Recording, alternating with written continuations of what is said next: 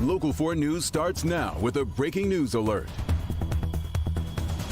A fate decided. Life without the possibility of parole. The Oxford community getting some justice today for what happened on November 30th, 2021. For the rest of our lives, we have to live our worst nightmare. Hours of tear-soaked testimony inside an Oakland County courtroom as the families and friends of Madison Baldwin, Tate Meir, Justin Schilling, and Hannah St. Juliana come face-to-face with the Oxford shooter. Believe me, we will never forget about you, ever. The survivors struggling to find a path forward. It has been 738 days of reliving the tragedy in my head every single hour. Trying to rebuild after being stripped of their innocence. I deserve to be a child that day. A student who made it to her class, not someone's target practice. Despite the pain, a message of hope rising from the sorrow. We are only going to get better. More healed, more loved, and more loving towards others. Proof that Oxford Strong is more than a phrase, it's a way of life. Breaking right now, Ethan Crumbley will spend the rest of his life behind bars with no chance of parole. And right before Judge Kwame Rowe handed down his sentence, the shooter addressed the court. Take a listen. I am a really bad person. I have done terrible things that no one should ever do.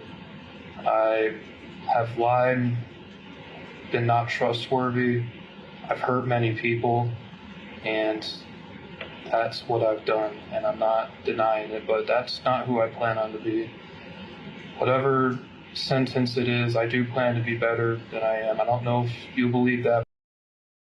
Rod Maloney is following the hours of emotional testimony today from people whose lives have been impacted by the tragedy. We're going to get to Rod in just a moment. We're going to get things started with our Sean Lay, who was in the courtroom just a few feet away from the shooter for the entire hearing. Yeah, so Sean, first off, give us a sense of what it was like being in the courtroom today.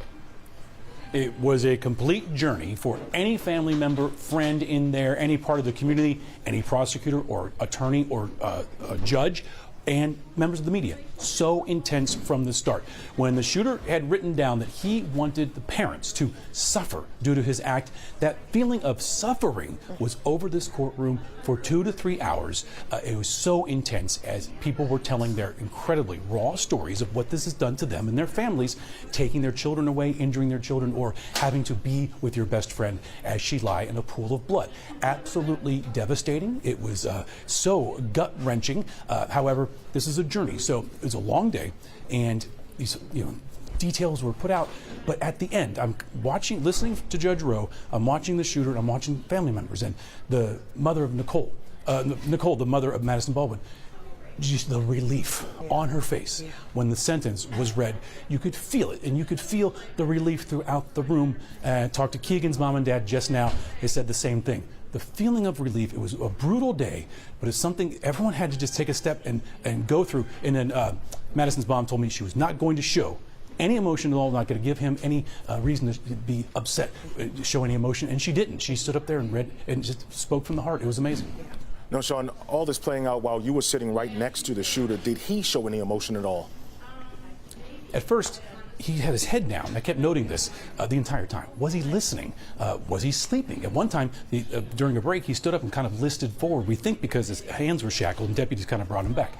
So I monitored every hearing here, and he usually mumbles or has hair in his face. Today he comes in, has a haircut, glasses were on. He's much bigger than you would think, very tall, and he's gained weight. He's on medication, and so at one point, the only time he showed emotion, he's looking down. One of the best friends said, "Look at me," and said, "You are a coward and you have no self-esteem." And he started doing this like he was agreeing. So he's listening, and he started showing that, yes, I'm in agreement with you. Then they said, "Do you have anything to say?" And he shot right up with a strong voice, because usually on these Zooms, he kind of mumbles, doesn't say much. He said, "Yes, Your Honor, I do." And we all heard what he said. Yeah, indeed.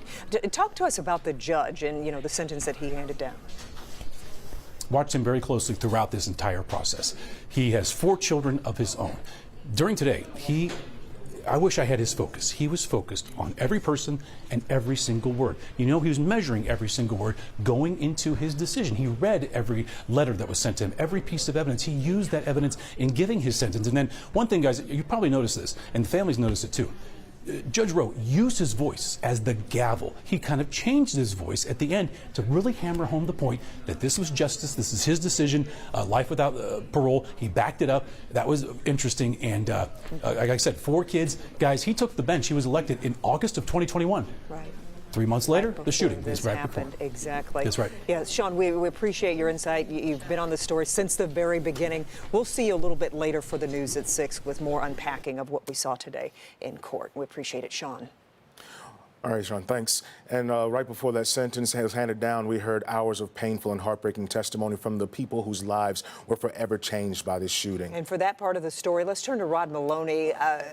Rod, it was really tough to listen to this at times. Yeah, and in particular, the parents. You know, these parents are parents who buried their children and have been desperately trying to find a life thereafter. And many of them said they have found that impossible. But this is what they had to say as they watched and prayed that the judge would do exactly what he did today. The highly emotional hearing to decide the shooter's fate came with heavy security in the courtroom. A bailiff stood inches behind him as he sat in his orange jumpsuit, white sleeves, short hair, looking down and away, emotionless throughout. But you can rest assured, you piece of that baby bird screams would pale in comparison to the screams that you would exude if I were only able to show you. But luckily for you, they won't let me. Craig Schilling is Justin Schilling's father, one of the 4 teens killed that day, and Craig admitted he's struggling. So in lieu of execution, I feel strongly that the individual should never be allowed to walk among his peers again. And this is why I'm going to ask you to lock this son up for the rest of his pathetic life. Steve St. Juliana, Hannah St. Juliana's father, likewise. Hannah's murder has destroyed a large portion of my very soul. I am a shell of the person I used to be. I think of her and miss her constantly. Every day is a battle to attempt to move forward. Still, there is also a notion of forgiveness, if only for self-preservation, as Madison Baldwin's mother, Nicole Beausoleil, told the judge. I've chosen to forgive for myself. And some that might seem weak or giving in, it's my new journey with Madison, because honestly, that is who she was and that is what she would have done. I no longer carry that burden. It does not define me. And so now we go to the emotions of the students, the children who were shot at, who survived that shooting. That is what we're going to take up when we come back on Local 4 News at 6. Reporting live in Pontiac, Rod Maloney, Local 4. Yeah, so difficult to listen to those hours of testimony. Rod, we appreciate it. Yeah, our coverage of today's sentencing continues over this next 90 minutes of news and over on clickondetroit.com. And at 5:30, a criminal defense attorney is going to join us to talk about the sentencing process and share his thoughts about what happened today in the courtroom. Yeah, and we encourage you to take a look at our coverage on clickondetroit.com. Our team has been posting constant updates, and you'll find the full video of today's hearing. All of the coverage is right on the homepage. All right, now we have to talk about the weather as we take a live look outside from our Windsor sky cam. It might look a bit gray and cloudy right now, but I sure won't be the one complaining about temperatures in the mid-50s this December. Yeah, let's get over to Kim Adams as we head into the weekend. Kim, people out putting up lights, to finish their decorations, and it's been a great day to do that. It really has, and tomorrow we get a little bit of rain, but also a few dry periods. You can still maybe get those lights up as well. It is warm outside. Looks like it's about to rain at any moment, but it is not. It's clear on Exact Track 4D radar, and it's warm. 50 right now in Pontiac, Metro, Ann Arbor's at 50, 51 in Monroe, 49 in Mount Clemens and in Lapeer. The weather story, we'll have near record highs tomorrow, possibly even breaking the record, which is 58 degrees. Wind gusts will be over 30 miles per hour this weekend, and then showers return for the day tomorrow. But the big story will be the temperatures, a huge drop between Saturday and Sunday, and we'll talk more about that in a few minutes. All right, thanks, Kim.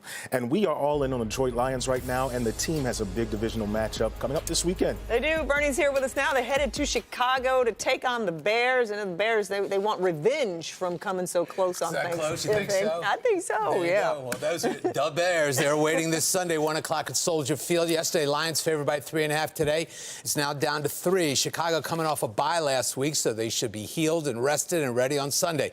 Dan Campbell said today the Lions defense needs to get back to playing to their fullest. And we got professionals over here, and they're hard workers, and they want to clean up these little issues. But when we do things right across the board, we're pretty damn good.